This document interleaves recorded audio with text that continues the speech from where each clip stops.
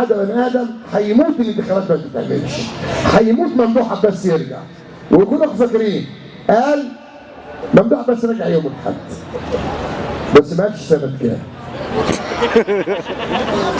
هي فتوانه، هي بلطجه، خلاص انت ما قدرتش روح، دي مسؤوليه.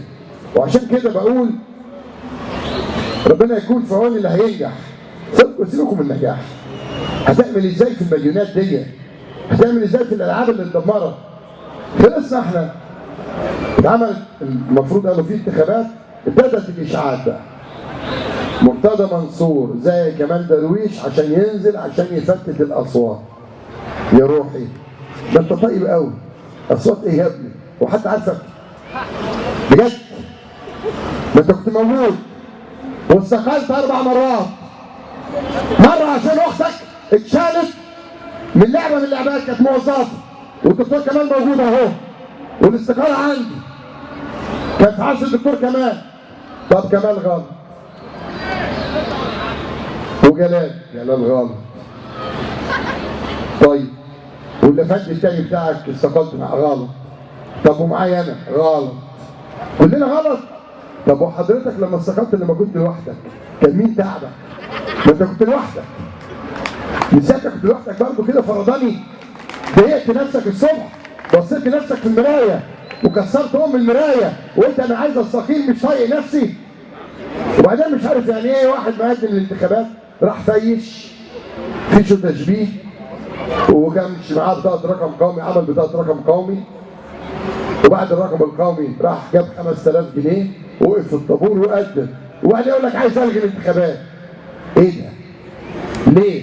طب ما من الاول ما تنزلش وبعدين كمل. راح هو عبد الله جورج، وبقول له يا عبد الله ابوك اسمه عم جورج، اسمه عم جورج، ها؟ راجل فوق دماغنا.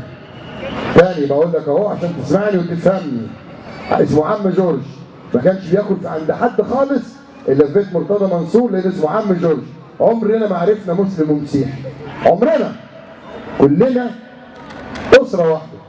انما اللعبه اللي بتتعمل دلوقتي مسلم ومسيحي مش هتمشي في نادي الزمالك، لانه احنا مش داخلين انتخابات عشان نعمل فتنه بين الناس. كلامي واضح، مسلم ومسيحي انت والاخ هاني شكري لا، هنا حضرتك زملكاوي مسلم ومسيحي فوق الدماغ، مش داخلين نعمل فتنه طائفيه في النادي. بحذركم انتوا الاثنين، مش هيسمح بفتنه انتوا الاثنين. كلامي واضح. راحوا الاثنين مع الافندي، معرفش واحد تاني مين راح معاهم، وراحوا للوزير ايه؟ الغي الانتخابات. فالراجل الوزير استغرب قال لك ايه الناس الغريبه دي؟ طب حضرتك جاي عشان الغي الانتخابات؟ طب ما تتناسب، طب ما تنسحب، طب ما الف سلامه. انا ما شفتش كده بصراحه قبل كده. انا بس عايز اقول له اللي بيحب نادي الزمالك وعايز يخدمه، الدكتور كمان موجود، جلال بيه موجود، فاكرين